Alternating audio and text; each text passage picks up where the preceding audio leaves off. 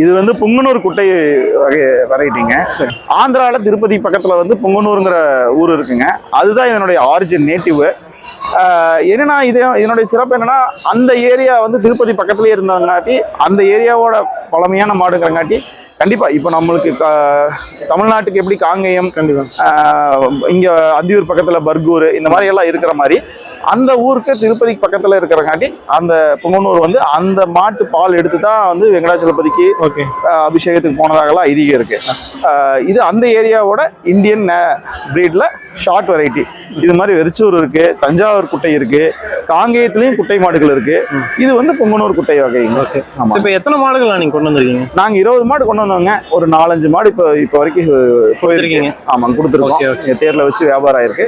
இன்னும் வியாபாரத்துக்கு இருக்கிற மாடுகள் இங்க இருக்குங்க. ஆனா இதெல்லாம் ஆவரேஜா என்ன பிரைஸ் ரேஞ்சில் போயிட்டு? 60 ரூபாயிலிருந்து 1.25 லட்சம் வரைக்கும் கொடுக்குறாங்க. ஓகே. ஸோ இது வந்து ஒரு ஃபேன்சி வெரைட்டி மாதிரி தான். ஃபேன்சி தாங்க. இப்போ டாக்ல டாய் பிரீட்ஸ் எல்லாம் இருக்குங்களா, அந்த மாதிரி வந்து ஆட்லயும் குட்டை வெரைட்டி இருக்கு. அது மாதிரி மாட்டுல குட்டை வெரைட்டி பார்க்கறதுக்கு அழகா இருக்கும். கன்றுகள் எடுத்து வீட்டுக்குள்ள எல்லாமே விட்டு நல்லா வளர்த்திக்கலாம். அது மாதிரி அழகா வச்சுக்கலாம்.